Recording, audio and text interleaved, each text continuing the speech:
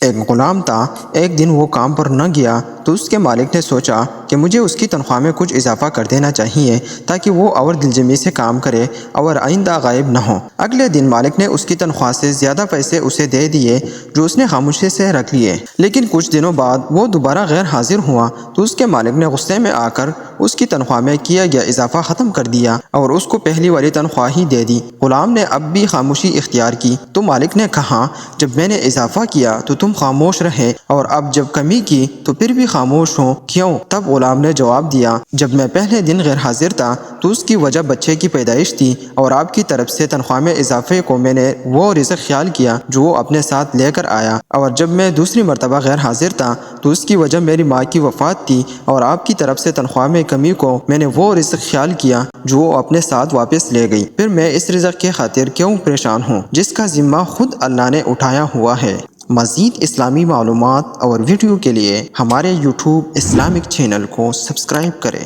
جزاکم اللہ خیرا۔